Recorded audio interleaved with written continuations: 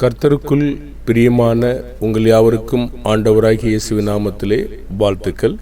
கர்த்தருடைய இரக்கமும் அன்பும் உங்களோடு கூட இருப்பதாக. பிரியமான தேவனுடைய தாசர்களே மற்றும் இதை கவனிக்கிற வியூவர்ஸ் யாவருக்கும் இன்று நாம் பார்க்க போகிற பகுதி என்னவென்றால், ஆடுகளுக்கு சொந்தமானவனும் கூலியாளம். இந்த ரெண்டு பேரை நாம் பார்க்க போகிறோம். ஏன் இதை நாம் பார்க்குறோன்னா, ஆடுகளுக்கு சொந்தமானவனுடைய வேலையும் கூலியானுடைய வேலையும் எப்படி வித்தியாசப்பட்டிருக்கு. ஆடுகளுக்கு சொந்தமானவனுடைய வேலை எதை சார்ந்திருக்கிறது, கூலியாளுடைய வேலை எதை சார்ந்திருக்கிறது. ஆடுகளை காக்கிறவன் ஓநாய்கள்கிட்ட எப்படி போராடுகிறான், கூலியால் என்ன செய்கிறான் பாருங்க. இது நிறைய வித்தியாசங்களை பற்றி நம்ம சிறிதளவு பார்க்க போகிறோம். முதலாவது யோவான் 10:1 ஆடுகளுக்கு சொந்தமானவன் என்றால் யாரு, கூலியாள் என்றால் யாருன்னு சொல்றார். யோவான் 10:1 மெய்யாகவே மெய்யாகவே நான் உங்களுக்கு சொல்லுகிறேன், தொழுவத்துக்குள் வாசல் வழியாய் பிரவேசியாமல் வேறு வழியாய் ஏறுகிறவன் இவன் கள்ளனும் கொள்ளைக்காரன் சொல்றார். எதை கள்ளத்தனம் பண்ணுறதுக்கு வந்திருக்கிறான், எதை கொள்ளையடிக்க வந்திருக்கிறான் அப்படிங்கிறத பின்னாக நாம் சொல்லுவோம். அப்போ ஆடுகளுக்கு சொந்தமானவன் என்றால் யாரு, ஒரு கள்ளத்தனமான மனுஷன் யாரு. அப்போது கள்ளத்தனமான மனுஷன் இந்த வசனத்தில் எப்படி வருவான் அப்படிங்கிறது தான் நம்முடைய கேள்வி. இப்போ வேறு வழியாய் வருவான். அப்போ வேறு வழியானா, அப்போது வேறு வழினா வாசல் வழி ஒன்று இருக்கிறது. அவன் திருடுவதற்காக அவன் வேறு வழியை தெரிந்து கொள்கிறான். அதே யோவான் 10:1 கொள்ளைக்காரனை அடையாளம் காணுவது சுலபமா கடினமா? அப்போ இது ரொம்ப சுலபமாக தான், வெளிச்சமாக தான் சொல்கிறாரு. வேறு வழி என்றால் அதனுடைய கருத்து என்ன? இப்போ வேறு வழி என்பது வாசல் வழியாய் வராதிருப்பது. அப்போது இன்னும் வெளிப்படையாக சொன்னால், வேதாகமத்தை கையில் எடுத்துக்கொண்டு அதற்கான சுய விளக்கங்களை அளிப்பதும், மற்ற சாட்சிகள், கதைகள், வசனங்களை வாசிக்கலாம். ஆனால் அதற்காக வேறு வழியை அவன் தெரிந்து கொள்ளுகிறான் என்று கர்த்தர் சொல்லுகிறார். இப்போ மெய்ப்பனையை அடையாளம் காணுவது எவ்வாறு? யோவான் 10:2 வாசல் வழியாய் பிரவேசிக்கிறவனோ ஆடுகளின் மெய்ப்பனாய் இருக்கிறான். இது வாசல். பிறகு வாசல் யாரு அப்படின்னு சொல்றாரு. நீங்க பொறுமையாக கேட்டுவாங்க. அப்போ யாரு மெய்யான மெய்ப்பனாக இருக்கிறாங்க அப்படின்னு கேட்டிங்கன்னா, யோவான் 10:2 வாசல் வழியாய் பிரவேசிக்கிறவனோ ஆடுகளின் மெய்ப்பனாய் இருக்கிறான். அந்த ஆடுகள் ஏன் அவனுக்கு செவி கொடுக்கிறது? 10:3 யோவான் வாசலை காக்கிறவன் அவனுக்கு திறக்கிறான், ஆடுகளும் அவன் சத்தத்துக்கு செவி கொடுக்கிறது. அவன் தன்னுடைய ஆடுகளை பேர் சொல்லி கூப்பிட்டு அவைகளை வெளியே நடத்தி கொண்டு போகிறான். இப்போ வாசலை காக்கிறவன் அவனுக்கு திறக்கிறான். அப்போ ஆடுகளும் அவன் சத்தத்துக்கு திறக்கிறது. அதை கண்டுபிடிச்சு வச்சிருக்குது. இன்னொரு கருத்துல, ஆடுகளுக்கு உத்தரவாதி யாரு? சபையார் அவர்களுக்கு உத்தரவாதியா இருக்காங்களா? சபையார் அவங்களிடத்துல வேலை செய்திருக்கிறாங்களா? எபிரேயர் 13:17 உங்களை நடத்துகிறவர்கள் உங்கள் ஆத்துமாக்களுக்கு உத்தரவாதம் பண்ணுகிறவர்களாய் விழித்திருக்கிறவர்களானபடியால் அவர்கள் துக்கத்தோடே அல்ல சந்தோஷத்தோடே அதை செய்யும்படி அவர்களுக்கு கீழ்ப்படிந்து அடங்குங்கள். அவர்கள் துக்கத்தோடே அப்படி செய்தால் அது உங்களுக்கு பிரயோஜனமாக இருக்க மாட்டாதுன்னு சொல்றாரு. அப்போ நம்ம ஒரு கேள்வி கேட்டோம். இன்னொரு கருத்தில் ஆடுகளுக்கு உத்தரவாதி யாரு? உங்களை நடத்துகிறவர்கள் என்று ஒரு வார்த்தை இருக்கு. ஒருவேளை அது மேய்ப்பர்களை குறிக்க, மூப்பர்களை குறிப்பதற்கு வாய்ப்பு இருக்கிறது. அவங்க ஆடுகளுக்கு உத்தரவாதம் செய்யக்கூடிய மக்களாக இருக்கிறாங்க, விழித்திருக்கிறபடியினால. அப்போ ஆடுகளுடைய நிலைமையை யார் நன்றாக அறிஞ்சிருப்பாங்க? யோவான் 10:15 நான் என்னுடையவைகளை அறிந்தும் என்னுடையவைகளால் அறியப்பட்டும் இருக்கிறேன், ஆடுகளுக்காக என் ஜீவனையும் கொடுக்கிறேன். அப்போ ஆடுகளுடைய நிலைமையை இயேசு சொல்றாரு, நான் என்னுடையவைகளை அறிந்தும் என்னுடையவைகளால் அறியப்பட்டும் இருக்கிறேன். ஆடும் கண்டுபிடிக்குது, இவரும் கண்டுபிடிக்கிறார். ஆடுகளுக்காக ஜீவனை கொடுக்கிறதையும் அவங்க பார்க்குறாங்க. இப்போ மந்தையின் மேலே கவனமாக இருப்பது யாரு? மத்தேயு 27:23 உன் ஆடுகளின் நிலைமையை நன்றாய் அறிந்து கொள், உன் மந்தையின் மேல் கவனமாயிரு. எதுக்காக? யார் வஞ்சிக்க வர்றது, யார் ஏமாற்ற வர்றது, யார் வேறு வழியாக வர்றது, யார் ஆடை கொள்ளையடிக்க வர்றது, இதெல்லாம் கவனமாக இருக்க வேண்டிய அவசியம் இருக்கிறது. அப்போ ஆடுகளும் மேய்ப்பனுடைய சத்தத்துக்கு தான் செவி கொடுக்கணும். அந்நியருடைய சத்தத்தை அது ஓடி போயிடணும். அப்போது அந்த ஆடுகளுக்குள்ளாக விசாரணை செய்து புத்தி சொல்லுவது யார்? 1 தெசலோனிக்கேயர் 5:12, அன்றியும் சகோதரரே, உங்களுக்குள்ளே பிரயாசப்பட்டு கர்த்தருக்குள் உங்களை விசாரணை செய்வலாயிருந்து உங்களுக்கு புத்தி சொல்லுவதை நீங்கள் மதித்து கொள்ளுங்க என்று சொல்கிறார். அவங்க என்ன செய்கிறாங்க? உங்களுக்குள்ளே பிரயாசப்படுறாங்க. என்ன செய்கிறாங்க? கர்த்தருக்குள் விசாரணை செய்கிறாங்க. பாருங்கள், மூப்பர்கள் போதிக்கிறவங்களாகவும் இருக்கிறாங்க, விசாரணை செய்கிறவங்களாகவும் இருக்கிறாங்க. விசாரணைன்னா அன்றாடம் நடக்கிற பல்வேறு பிரச்சனைகளை சரி செய்யக்கூடிய மக்களாகவும் இருக்கிறாங்க. அவங்கள நம்ம என்ன செய்யணும் அப்படின்னு கேட்டிங்கன்னா, அவர்களை மதித்தலும் அன்பாய் எண்ணிக்கொள்வதனுடைய கருத்து என்ன? 1 தெசலோனிக்கேயர் 5:13 அவர்களுடைய கிரியை நிமித்தம் என்ன கிரியை செஞ்சுருக்காங்க? என்னை விசாரிக்கிறாங்க, எனக்கு போதிக்கிறாங்க, என்னைய பரிசுத்தத்துக்கு நேராக அவருடைய வார்த்தையை கொண்டு நடத்துகிறாங்க, என்னைய பாவத்திலேருந்து பிரிக்க போராடுறாங்க, என்னுடைய குடும்பத்திற்கு விசாரிக்கிறாங்க, நிறைய வேலை செய்கிறாங்க. அவருடைய கிரியை நிமித்தம் அவர்களை மிகவும் அன்பாக எண்ணிக்கொள்ளும்படி உங்களை வேண்டிக் கொள்கிறோம், உங்களுக்குள்ளே சமாதானமாக இருங்கன்னு சொல்கிறார். அப்போ யாருடைய நடக்கையின் முடிவை, யாருடைய விசுவாசத்தை பின்பற்றணும் அதை கூட பார்க்கலாம். எபிரேயர் 13:7, தேவ வசனத்தை உங்களுக்கு போதித்து உங்களை நடத்தினவர்களை நீங்கள் நினைத்து அவர்களுடைய நடக்கையின் முடிவை நன்றாய் சிந்தித்து அவர்களுடைய விசுவாசத்தை பின்பற்றுங்கள். சபைக்காக நடத்துனர்கள் இங்கே இருக்கிறாங்க, மேய்ப்பல் இருக்காங்க. இந்த எபிரேய கிறிஸ்தவர்கள் அவங்களுடைய மேய்ப்பர்கள் மூப்பர்கள் இருந்த போதும் கூட அவங்கள மதிக்கவோ அவங்களுடைய நடக்கைகளை பின்பற்றவோ மறந்து போயிருக்கிறாங்க. பாருங்கள், அவங்களுக்காக தேவன் இவ்வாறு சொல்லுகிறார், தேவ வசனத்தை உங்களுக்காக போதிக்கிறாங்க, உங்களை நடத்தியிருக்காங்க, நீங்கள் அதை நினச்சி பாருங்கள். முதலாவது எதை நினச்சி பார்க்குறது? அவங்க உங்களுக்கு போதித்து நடத்தின விதத்தை, அவர்களுடைய நடக்கையினுடைய முடிவை நீங்கள் நன்றாக சிந்திங்க. எனக்காக என்ன செஞ்சுருக்காங்க, எப்படி கண்டுபிடிச்சாங்க, எப்படி போதிச்சாங்க, எப்படி என்னைய விடுவிக்க பிரயாசப்பட்டாங்க, எப்படி என்னுடைய குடும்பத்திற்கு வேலை செஞ்சாங்க, அவர்களுடைய தேவன் மேல் கொண்டுள்ள விசுவாசத்தை நாம் பின்பற்றும்படி கேட்கப்படுகிறது. சரி, அப்போ ஆடுகள் ஏன் தன்னுடைய மேய்ப்பனுக்கு பின் செல்லுது? யோவான் 10:4 அவன் தன்னுடைய ஆடுகளை வெளியே விட்ட பின்பு அவைகளுக்கு முன்பாக நடந்து போகிறான், ஆடுகள் அவன் சத்தத்தை அறிந்திருக்கிறபடியால் அவனுக்கு பின் செல்கிறது. இப்போ மேய்ப்பனுடைய சத்தம் எது, அந்நியருடைய சத்தம் எது என்று அறிந்திருக்கணுமா வேணாமா? ஆடுகளுக்கு யார் கூப்பிட்டாலும் பின்னாடி போயிடக்கூடாது. ஆடுகள் மேய்ப்பனுடைய சத்தத்தை அறிந்திருக்கணும். பாருங்க, ஆடுகளுக்கு சில வஞ்சனையான சொற்றொடரை சொல்லும் பொழுது ஆடுகள் இது மேய்ப்பனுடைய சத்தம் இல்லை என்பதை கண்டுபிடிக்கணும். ஏவாள் சத்தம் கொடுத்த பொழுது இது யாருடைய சத்தம் என்று அவ கண்டுபிடிச்சிருக்கணும், அல்லது தன்னுடைய புருஷன்ட்டையாவது கேட்டிருக்கணும். பாருங்க, இப்படி சுயமாக முடிவெடுக்கிற அத்தனை பேருமே ஏமாந்து போற பிள்ளைகளாக இருக்காங்க.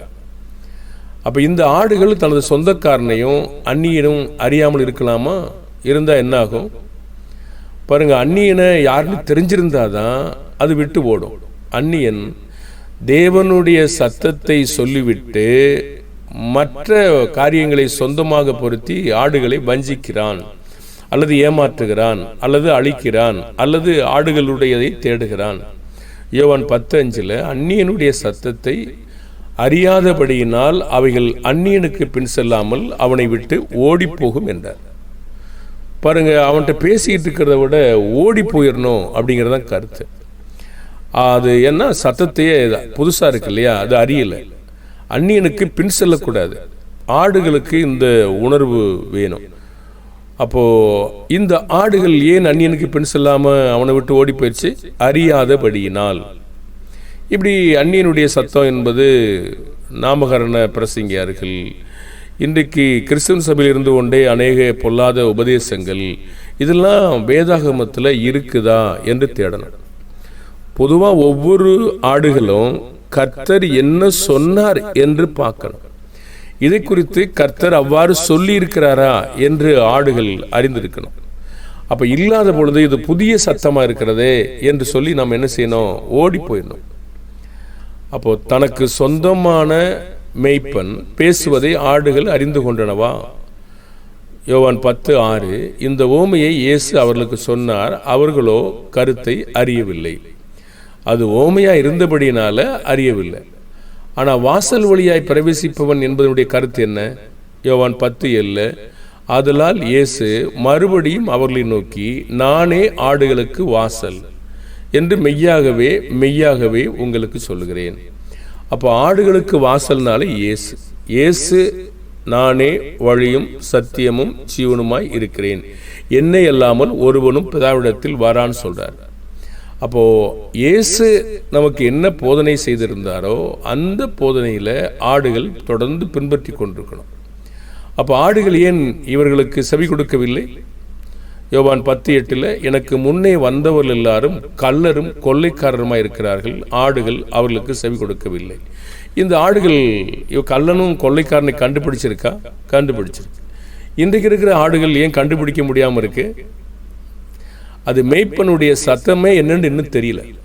அதனால அந்நியனுடைய சத்தம் எது, மேய்ப்பனுடைய சத்தம் எது அறிந்து கொள்ள விரும்பணும்.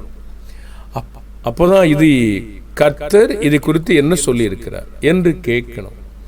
ஒருவேளை அந்த ஆடுகளுடைய மேய்ப்பன் செய்கிற செயலை மீறி நாம் கலைக்கப்படும் பொழுது இப்படிப்பட்ட செயல் கர்த்தருடைய வார்த்தையில் இருக்கிறதா, நீங்கள் யார் என்று கேட்கணும்.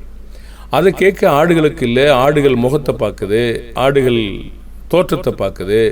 அப்போது நல்ல ஒரு ஆடுகளாக அது இல்லை, சிதறடிக்கப்படுகிற ஆடுகளாக, அந்நியனுக்கு செவி கொடுக்கிற மக்களாக இருக்கிறது. சில ஆடுகள் தங்களுடைய விபரங்களை கொண்டு போய் மற்றவங்களிடம் சொல்ல தீர்மானிக்கிறது. பாருங்க, இப்போ அந்த ஆடுகளுக்கு சரியான உணர்வு இன்னும் இல்லாமல் தான் இருக்குது. பாருங்க, ஆடுகள் அந்நியனுடைய சத்தம் எது? இப்போ உதாரணத்திற்கு உங்களை வெளியே தங்களுடைய பிரச்சனைகளை தீர்க்க கூப்பிடுகிற பொழுது இது வேதாகமத்தில் இருக்கிறதா என்று கேட்கணும். இப்படி நம்ம தனியாக நம்ம இஷ்டத்தின்படி வேலை செய்வதற்கு கர்த்தர் என்ன சொல்லியிருக்கிறார் என்று ஆடுகள் கேட்கணும். ஆடுகள் அது இஷ்டத்தின்படி செய்யும் பொழுதுதான் ஆடுகள் சிக்கிடுது. ஆனால் ஆடுகள் மேய்ப்பனுக்கு செவி கொடுத்தா ஆடுகள் அந்நியனை விட்டு என்ன செய்யணும்? ஓடி போயிடும். அப்போ ஆடுகளுக்கு முதலாவது அந்த மேய்ப்பனுடைய சத்தம் எது, அந்நியனுடைய சத்தம் எதுன்னு கண்டுபிடிச்சா மட்டும்தான் முடியும். அப்போ ஆடுகள் கேட்க வேண்டிய கேள்வி, கர்த்தர் இதை குறித்து என்ன சொல்லியிருக்கிறார் என்று தான் கேட்கணுமே தவிர நீ என்ன சொல்லுகிறேன்னு கேட்டால் அதுக்கு பின்னாடி போயிட்டே தான் என்ன செய்வாங்க? போயிட்டே இருப்பாங்க. அப்போது ஆடுகள் இங்கே ஏன் செவி கொடுக்காம போச்சுன்னா அந்த வந்தவங்களெல்லாம் கொள்ளைக்காரரும் கள்ளரும் கொள்ளைக்காரரும். பாருங்கள், ஆடுகளுக்கு தெரிஞ்சிருக்கு இல்லையா? அது தெரிஞ்சிருக்கிறது. ஒரு சிறப்பான ஆடுகள் செவி கொடுத்திருந்தால் என்ன நடந்திருக்கும்? செவி கொடுக்காதவங்களுக்கு என்ன நடந்தது?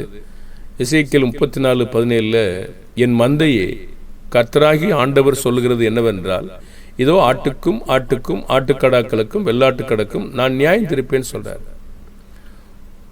குழப்பமாக போனது ஏன் இது? எசேக்கியேல் 38, 34, 18, 19, 20 நீங்கள் நல்ல மேய்ச்சலை மேய்ந்து உங்கள் மேய்ச்சல்களில் மீதியானதை உங்கள் கால்களால் மிதிக்கலாமா? இது குறித்து முன்னமே ஒரு பாடங்கள் நம்ம பேசியிருக்கிறோம். மிக அருமையான பாடம். தெளிந்த தண்ணீரை குடித்து மீதியாக இருக்கிறதை உங்கள் கால்களால் குழப்பி போடலாமா? என் ஆடுகள் உங்கள் கால்களால் மிதிக்கப்பட்டதை மேயவும் உங்கள் கால்களால் குழப்பப்பட்டதை குடிக்க வேண்டுமோ? இப்படி சில மக்கள் நீங்கள் பார்க்குறீங்களா? சபையில் இப்படிப்பட்ட கொழுத்த ஆடுகளும் இருக்கிறது. மீதியாக இருக்கிறதை கால்களில் குழப்பி போடுது, குடிக்க வேணான்னு நினைக்குது, அறிந்து கொள்ள வேணான்னு நினைக்குது, மிதித்து போட்டுருது. நல்ல மேய்ச்சலை மேய்ஞ்சிட்டு மேய்ச்சல் மீதியானதை கால்களால் மிதித்து போடுது. தெளிந்த தண்ணீரை குடிச்சிட்டு மீதியாக இருக்கிறத கால்களால் குழப்பி போடுது. ஆனால் கர்த்தர் கேட்குறாரு, என்னுடைய ஆடுகள் உங்கள் கால்களால் மிதிக்கப்பட்டதை மேயவும் உங்கள் கால்களால் குழப்பப்பட்டதையும் குடிக்க வேண்டுமா? இப்படி குழப்புகிற மக்களை கூட நீங்கள் கண்டுபிடிக்கணும். அப்போது கர்த்தர் ஒரு நாளில் அந்த செவி கொடுக்கிற ஆடுகளுக்கு ஒரு பாதுகாப்பை தரார். செவி கொடாத ஆடுகளை என்ன செய்றாருன்னா, எசேக்கியேல் 34:20 ஆகையால் கர்த்தராகிய ஆண்டவர் அவைகளை நோக்கி, இதோ நானே கொழுத்த ஆடுகளுக்கும் இளைத்த ஆடுகளுக்கும் நியாயம் தீர்ப்பேன்னு சொல்றார். இப்போ பலவீனமான ஆடுகளுக்கு என்ன நடந்தது? நீங்கள் பலவீனமாக இருக்கிறவர்கள் எல்லாம் புறம்பாக்கி சிதற பண்ணும்படி அவைகளை பக்கத்தினாலும் முன்னந்தொடையினாலும் தள்ளி உங்கள் கொம்புகளை கொண்டு முட்டுகிறபடியால், எசேக்கியேல் 34, 21, 22, நான் என் ஆடுகளை இனி சூறையாகாதபடிக்கு ரட்சித்து ஆடுகளுக்கும் நியாயம் தீர்ப்பேன்னு சொல்றார். அப்போ ஆடுகள் இந்த குழப்பமான சூழ்நிலை அடையாதபடி இயேசு இன்றைக்கு என்ன போதிக்கிறாரோ அதன் வழியாதான் நாம பிரவேசிக்கணும். யோவான் 10:9 சொல்றாங்க, நானே வாசல், என் வழியாய் ஒருவன் உட்பிரவேசித்தால் அவன் ரட்சிக்கப்படுவான், அவன் உள்ளும் புறமும் சென்று மேய்ச்சலை கண்டடைவான். அப்போ அவர் வழி, அவர் என்ன சொல்றாரோ அதை நம்ம கேட்கிற ஆடுகளாக இருக்கணும். அப்போ ஆடுகளுக்கு சொந்தமானவனின் பிரதான வேலை என்னவா இருக்கிறது? திருடனினுடைய வேலை பிரதான நோக்கம் என்னவா இருக்கிறது பாருங்க. திருட்டு மனிதர்கள் திருடவும் கொல்லவும் அழிக்கவும் வருகிறானே என்று வேறொன்றுக்கும் வர அவனுடைய வேலை. அப்ப திருட்டு மனுஷன் எவன் என்னை கட்டுகிறான், எவன் என்னை இடிக்கிறான்னு முதலாவது ஆடுகளுக்கு தெரியணுமா? தெரியணும். தெரியறதில்ல. பாருங்க, மோசே முகங்குப்புற ஜனங்களுக்கு முன்னாடி மோசே ஆரோன்னு விழுந்தாங்க. அது அவங்கள கட்டுவதற்காக. ஆனால் கள்ளத்தனமான திருட்டுத்தனமான கொள்ளைக்காரன் என்ன சொல்லி கொடுக்குறான்னா அது சாத்தானுடைய வேலைன்னு சொல்லித்தர்றான். அப்போ ஆடுகளுக்கு என்ன புரியணும்? எந்த சாத்தான் தனக்கு முன்னாக ஆதாயப்படுத்துவதற்கு இப்படி விழுவான் அப்படி சொல்லி கேட்கணும். கேட்டாதான் அந்த கள்ளனும் கொள்ளைக்காரனாக இருக்கிறவனுக்கு தெரியும். ஆனால் அப்படி ஆடுகள் கேட்க பழகலையே. அதுக்கு தெரிஞ்சிருக்கணும். மெய்ப்பனுக்கு செவி கொடுத்தா தானே தெரியும். அப்புறம் நானும் யோவான் 10:10 சொல்றாரு, நானும் அவைகளுக்கு ஜீவன் உண்டாயிருக்கவும் அது பரிபூர்ணப்படவும் வந்தேன்னு சொன்னார். அப்போ நல்ல மெய்ப்பண்ண செய்யறனா பரிபூர்ணப்படுவதற்காக சில உபத்திரவங்களையும் பாடுகளையும் துன்பங்களையும் பூர்ணமாக்குவதற்காக அவன் போதிக்கிறான். இவன் தந்திரமா சொல்லி பொருளாசையில பழக்கி மக்களை வஞ்சிக்கிறான். அப்போ ஆடுகளுக்கு சொந்தமானவனுடைய பிரதான வேலை என்னன்னா, ஆடுகள் ஜீவன் உண்டாயிருக்கத்தக்கதாக அவன் பாடுபட்டு தேவனுடைய வார்த்தைகளை போதிக்கிறான். அவன் பாடுகள் மாதிரியாக பாடுகளின் வழியாக பரிபூர்ணப்படுவதற்கான வழிகளை அவன் காட்டுகிறான். ஆனால் திருட்டு மனுஷனோ கொல்ல வர்றான், அழிக்க வருகிறான் என்று வேற ஒன்றுக்குமே அவன் வரமாட்டான். அவனுடைய வேலையெல்லாம் ஆடுகளுடைய எடுத்துட்டு திருடி கொள்ளையடிச்சிட்டு இதை கண்டுபிடிக்கணும். எதை விரும்புகிறான், என்ன எனக்கு போதிக்காமல் இருக்கிறான் அப்படிங்கிறத ஆடுகளுக்கு தெரியணும். ஆடுகளுக்கு சொந்தமானவனின் பரிபூரணத்தின் வழி என்ன?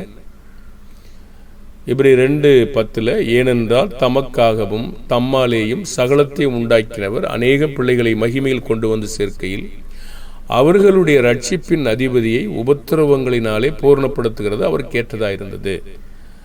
அப்போ பிதாவானவர் இயேசுவை உபத்திரங்களின் வழியாக பூர்ணப்படுத்துகிறார். அப்போ அவர் அப்படி பூர்ணப்படுத்தப்பட்டார் என்றால் நமக்கு என்ன சொல்வார்? எபிரேயர் 2:18, ஆதலால் அவர்தாமே சோதிக்கப்பட்டு பாடுபட்டதினாலே சோதிக்கப்படுவர்களுக்கு உதவி செய்ய வல்லவராயிருக்கிறார்.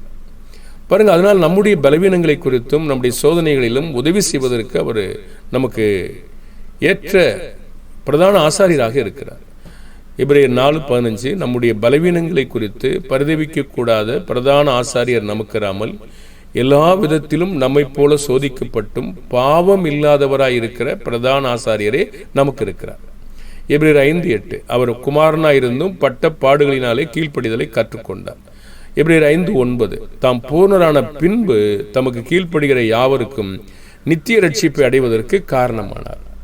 அப்படியானா ஆடுகளுக்கு சொந்தமானவன் அவன் முதலாவது பரிபூர்ணப்படுத்துவதன் வழியை அவன் நேசிக்கிறான், அந்த வழியிலே நடக்கிறான். நம்முடைய ஆண்டவராகிய இயேசு அப்படி நடந்தார், அவனும் அப்படி நடக்கிறான். ஆனால் இவனோ அவனை நாடி வைராக்கியம் பாராட்டுகிறான். ஆனால் அவனுக்கு அருகில் வந்தபோதோ அவனை புறம்பாக்கி போடுகிறான்.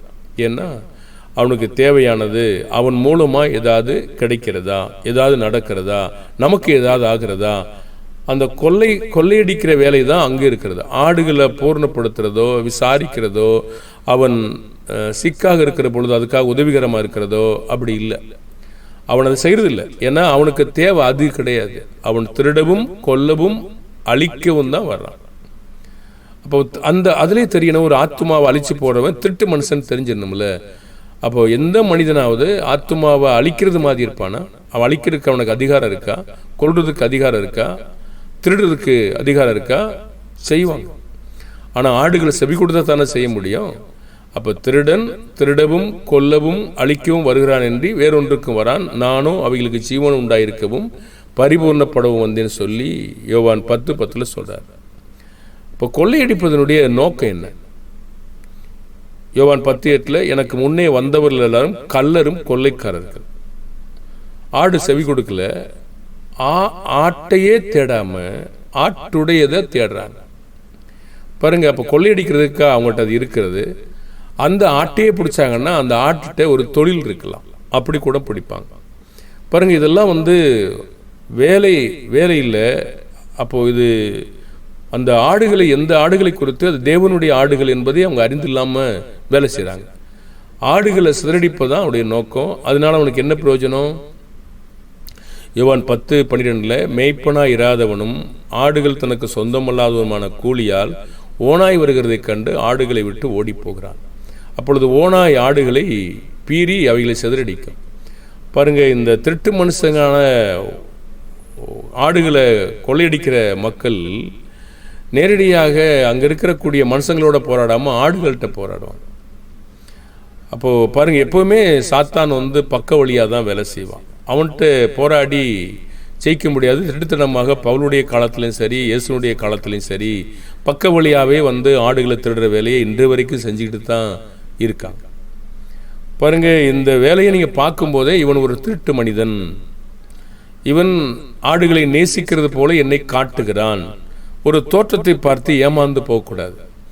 அவன் ஆடுகளை திருடி என்ன செய்கிறான் என்று நீங்கள் பாருங்கள். எப்படி உன்னிப்பாக அந்த ஆடுகளை கவனிக்கிறான், அந்த ஆடுகளை எப்படி தேடுறான், அந்த ஆடுகளை எப்படி கட்டு வைக்கிறான், அந்த ஆடுகளை வீட்டுக்கு சென்று எப்படி பார்க்குறான், அதெல்லாம் பார்க்க மாட்டான். அவ்வளோ ஒரு பொறுப்பு இருந்தால் அந்த ஆடுகளை அவன் கட்டுவான்ல, அது இல்லை. அவங்களுடையதை அவன் தேடுறதுக்காக இந்த வேலையை செய்கிறான். அப்போது ஆடுகள் பீறி பாருங்கள் சிதறடிச்சு போயிடும். அப்போ ஆடுகள் தனக்கு சொந்தமில்லாதவன் யாருக்கு எதற்காக வேலை செய்கிறான்? அவன் ஆடுகளை குறித்து கவலையாக இருக்கிறானா? யோவான் 10:13 கூலியால் கூலிக்காக வேலை செய்கிறாகையால் ஓடி போகிறான்னு சொல்கிறார். அதை பற்றி கண்டுக்கிற மாட்டான். எத்தனை ஆடு செதறி போச்சு, எத்தனை ஆடு செத்து போச்சு, எத்தனை ஆடு மலைகளில் தெரியுது, எத்தனை ஆடு வேதனையோடு இருக்கிறது, எத்தனை ஆடு அலைந்து தெரியுது, அவனுக்கு கவலையே கிடையாது. அவன் ஓடி போயிட்டான். அவனுக்கு என்ன தேவையோ அது முடிஞ்சு போச்சு. இப்போ தனக்கு சொந்தமல்லாத கூலிக்காக வேலை செய்கிறவரோடு உதவி செய்வதை குறித்து கலந்து பேசினால் ஆடுகளை கட்டி வைக்க பிரயாசப்படுவானா? சிதறடிக்க பிரயாசப்படுவானா? மறுபடியும் கேள்வி கேட்குறேன் பாருங்க. தனக்கு சொந்தம் அல்லாத கூலிக்காக வேலை செய்கிறவனோடு எனக்கு உதவி செய்யுங்க அப்படின்னு கலந்து பேசினா அவன் ஆடுகளை கட்டி வைக்க பிரயாசப்படுவானா? சிதறடிப்பானா? இதுதான் சந்தர்ப்பம். இந்த வேலையை அவன் பயன்படுத்தி ஆடுகளை வஞ்சிச்சுட்டு ஆடுகளுக்கு உள்ள இருக்கிறத என்னென்று பார்த்து எடுத்துக்கிட்டு, ஆடுகள்கிட்ட என்ன தொழில் இருக்குன்னு பார்த்து அதையும் எடுத்துக்கிட்டு ஆடுகள் எல்லாம் மற்ற ஆடுகள்லாம் சிதறடிச்சு விட்டுருவான். தேடி பார்க்க மாட்டான், அதுக்காக பிரயாசப்பட மாட்டான், அதுக்காக உட்காந்து போதிக்க மாட்டான். ஏன்னா அவனுக்கு அது தேவையில்லை. அந்த ஆடுகிட்ட ஒன்றும் இல்லைன்னா அவன் பார்க்கும்போதே தெரியும் அவனுக்கு இந்த ஆடு என்ன இருக்குது, இந்த ஆட்டு என்ன இருக்குது அப்படின்னு தெரியும். அப்போ அவனுக்கு தேவையெல்லாம் பிழைப்பு. இந்த மாதிரி தான் வேலை செய்வான். ஆனால் ஒரு மெய்யான சொந்தமான மனுஷன் பிழைப்பு தேடுவதை விட ஜீவனை கொடுக்குற செத்து போகவும் அந்த ஆடுகளுக்காக ஆயத்தமாக இருக்கான். அந்த ஆடுகளுக்கு அது தெரிஞ்சாதானே. யோவான் 10:13 மெய்ப்பனாய் இராதவனும் ஆடுகள் தனக்கு சொந்தமல்லாதவுமான கூலியால் ஓனாய் வருகிறதை கண்டு ஆடுகளை விட்டு ஓடி போகிறான். அப்பொழுது ஓனாய் ஆடுகளை சிதறடிக்கும். கூலியால் கூலிக்காக வேலை செய்கிறவடியால் ஓடி போகிறான், ஆடுகளுக்காக கவலைப்படான். பாருங்க, எத்தனை மக்கள் நீங்கள் உனக்கு என்ன பண்ணுறேன் பாருன்னா உடனே ஓடி போயிடுவாங்க, காணாம ஆயிடுவாங்க. பாருங்க, ஆடுகளுக்காக பாடுபடுகிற மனுஷங்களாம் அங்கே இருக்க மாட்டாங்க. அப்போ வாசல் வழியாக வராத வேலை செய்கிறவர்களோடு வாசல் வழியாக வருகிறவர்கள் எப்படி வேலை செய்வது? 2 பேதுரு 2:15-16 செம்மையான வழியை விட்டு தப்பி நடந்து பேயோரின் குமாரனாகிய பிழையாமின் வழியை பின்பற்றி போனவர்கள் அவன் அநீதத்தின் கூலியை விரும்பி தன்னுடைய அக்கிரமத்தின் நிமித்தம் கடிந்து கொள்ளப்பட்டான். பேசாத மிருகம் மனுஷர் பேச்சை பேசி தீர்க்கதரிசியினுடைய மதிகேட்டை தடுத்தது. அப்போ அநீதத்தின் கூலியை விரும்புகிற மக்களோடு நம்ம என்ன பேச முடியும்? வாசல் வழியாக வராத வேலை செய்களோடு வாசல் வழியாக வருகிறவர்கள் எப்படி வேலை செய்ய முடியும்? விரும்பவே முடியாது. ஏன்னா பணத்தினாலே கூலியை கொடுத்து மக்களை ஏமாற்றுகிறார்கள், அநீதமாக வஞ்சிக்கிறார்கள், அவர்கள் ஆடுகளை கொள்ளையடிக்கிறார்கள். இந்த விதமாக இருக்கிறது. அப்போ கூலிக்காக வேலை செய்கிறவர்கள் ஆடுகளை காப்பாற்ற விரும்புவார்களா? ஜீவனை கொடுப்பார்களா? தனக்கு ஜீவனாக இருப்பதை இழப்பார்களா? அடையாளம் காண முடியாதபடி இருக்கலாமா? இவரோடு சேர்ந்து பணி செய்ய இயலுமா? பிலிப்பியர் 3:18-19. ஏனெனில் அநேகர் வேறு விதமாய் நடக்கிறார்கள். அவர்கள் கிறிஸ்துவின் சிலுவைக்கு பகைஞர் என்று உங்களுக்கு அநேகம் தரம் சொன்னேன். இப்பொழுதும் கண்ணீரோடு சொல்லுகிறேன். பாடுபட மாட்டாங்க. பாடுகளை பற்றி பேசுவாங்க, ஆனால் பாடுபட மாட்டாங்க. ஏன் பாடுபட மாட்டாங்க? பாருங்க, ஆடுகளுக்கு அது ஏன் பாடுபட மாட்டாங்கன்னு தெரியணும். அவர்களுடைய முடிவு அழிவு, அவருடைய தேவன் வயிறு, அவர்களுடைய மகிமை, அவருடைய லட்சையை அவர்கள் பூமிக்கு அடுத்தவையிலேயே சிந்திக்கிறாங்க. எப்படி நம்ம பாதுகாத்துக்கணும், எப்படி நமக்கு ஒரு பிழைப்பு வச்சுக்கணும், எப்படி நம்முடைய வட்டத்தை எப்படி நம்ம மேற்கொண்டு வச்சுக்கணும், இதையே யோசிச்சுட்டு இருக்காங்க. அப்போ ஆடுகள் தனக்கு சொந்தமல்லாதவர்கள், கூலிக்காக வேலை செய்கிறவர்கள் உங்கள் வேலையை அவங்களோடு செய்தால் அவங்க உங்களோடு ஒத்து வருவாங்களா? நிச்சயமாக வர மாட்டாங்க. அப்போ ஆடுகளுக்கு சொந்தமானவனின் நோக்கமும் கூலியாளின் நோக்கமும் வேறு சிந்தையுடன் ஒருமித்து வேலை செய்ய இயலாது. கலாத்தியர் 4:17. அவர்கள் உங்களை நாடி வைராக்கியம் பாராட்டுகிறார்கள், ஆகிலும் நல் மனதோடே அப்படி செய்யாமல் நீங்கள் அவர்களை நாடி வைராக்கியம் பாராட்டும் பொருட்டு உங்களை புறம்பாக்க விரும்புகிறார்கள். அப்போ நாடி வைராக்கியம் பாராட்டினாங்களே, அது எதுக்கு? நல் மனதோடே செய்யவில்லை. பாருங்க, இப்போ நல் மனதோடே செய்யாமல் எதுக்கு அவங்க வைராக்கியம் பாராட்டினாங்க? நம்ம ஏற்கனவே பிலிப்பியரில் படித்தோம். வயிற்றுக்காக, பிழைப்புக்காக, பூமிக்கு அடுத்தவைகளுக்காக அவங்க வேலை செய்கிறாங்க. அவங்ககிட்ட அது இருக்கிறதா என்று பார்க்குறாங்க. சரி, விரும்பினதை தேவன் கொடுக்கவும் செய்கிறார். ஒரு நாள் என்ன செய்வார்? அப்போது ஒரு நாள் அவருடைய முடிவு அழிவுன்னு தான் சொல்கிறார். நீங்கள் மனப்பூர்வமாய் வேலை செய்கிறீர்கள், உங்கள் மந்தையின் மூலமாய் கர்த்தர் போஷிக்கிறார் என்பதற்கும் கூலிக்காக வேலை செய்வதற்கும் வித்தியாசம் இருக்கிறதா? பாருங்கள், இப்போது நீங்கள் மனப்பூர்வமாக வேலை செய்தீங்கன்னா உங்களுக்கு அதன் மூலமாக கர்த்தர் போஷிக்கிறார். 1 கொரிந்தியர் 9:13. ஆசாரிய ஊழியம் செய்கிறவர்கள் தேவாலயத்துக்குரியவைகளை புசிக்கிறார் என்றும் பலிபீடத்தடுத்து பணிவிடை செய்கிறவர்களுக்கு பலிபீடத்தில் உள்ளவைகள் பங்கு உண்டென்றும் அறியீர்களா? அந்தபடியே சுவிசேஷத்தை அறிவிக்கிறவர்களுக்கு சுவிசேஷத்தினாலே பிழைப்பு உண்டாக வேண்டும் என்று கர்த்தர் கட்டளையிட்டிருக்கிறார். பாருங்கள், அவங்க சொல்லுவாங்க, அதெல்லாம் நாங்கள் வாங்க மாட்டோம், நாங்கள்லாம் செய்கிறதில்ல அப்படி சொல்லுவாங்க. ஆனால் ஆடுகளை வஞ்சித்து ஆடுகிட்டு இருக்கிறதெல்லாம் என்ன செய்வாங்க? எல்லாத்தையும் எடுத்துருவாங்க. இந்த மாதிரி கூலிக்கு வேலை செய்கிறவன் யார்? அவன் வேலை என்ன? கர்த்தருக்காக மெய்யான மேய்ப்பனுடைய வேலை என்ன? அவன் என்ன வேலை செய்கிறான்? எவ்வளோ பாடுபடுறான்? எவ்வளோ ஜீவனை கொடுக்குறான்? எவ்வளோ விசாரிக்கிறான்? இதெல்லாம் கூட ஆடுகள் அறிந்திருந்துச்சுன்னா செம்மையாய் மேய்ப்பனை பின்பற்ற முடியும். அப்படி இருக்க நம்ம தொடர்ந்து செபிப்போம். ஏதோ ஒரு எளிமையான வேலையாக இதெல்லாம் இருக்கல. மிக ஸ்ட்ராங் சொல்லும் பொழுது எச்சரிக்கையோடும் விழிப்போடும் ஜாக்கிரதையோடும் சுறுசுறுப்போடும் இருக்க வேண்டிய வேலையாக இருக்கிறது. ஆனால் ஆடுகளுக்கு இது தெரியல. ஆடுகளுக்கு தெரியலன்னா ஏமாற்றப்படுவாங்க, ஏமாற்றப்பட்டு அலைஞ்சு திரிவாங்க. அலைஞ்சு திரும்பி எதுவும் புத்தி வரலைன்னா இன்னும் அலைஞ்சு தான் தெரியணும். ஆக நம்ம என்ன செய்யணும்னா விழித்து கொண்டு அவர்கள் திருடப்பட்ட உணர்ந்து கொண்டு அங்கிருந்து விலக வேண்டிய அவசியம் இருக்கிறது. அப்படி இருந்தால் தப்பிக்க முடியும், இல்லைன்னா தப்பிக்க முடியாமல் தான் இருப்போம்.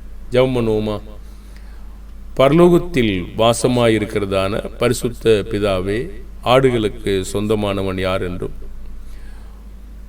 கள்ளனும் கொள்ளைக்காரன் யாரும் என்றும் பிதாவை ஆடுகளுக்கு சொந்தமானவனுடைய வேலையும் அவன் ஆடுகளை பூர்ணப்படுத்த பிரயாசப்படுகிறான் என்பதையும் ஆடுகளுக்கு சொந்தமல்லாத கள்ளத்தனமான மக்கள் காதுக்கு இன்பமானதையும் வசனங்களை புரட்டியும் வசனத்தில் சொல்லப்பட்ட கருத்துக்களை பிரித்தியும் காட்டி ஆடுகளை ஏமாற்றி பிழைப்பு நடத்துவதற்கான வேலைகளை செய்கிறார்கள் என்பதை ஆடுகள் அறிந்து கொள்ள உதவி செய்யுங்க.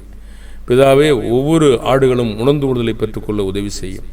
அந்நியனுடைய சத்தத்தை கேட்ட மாத்திரத்திலே அறியாமல் அவனை விட்டு ஓட உதவி செய்யுங்க.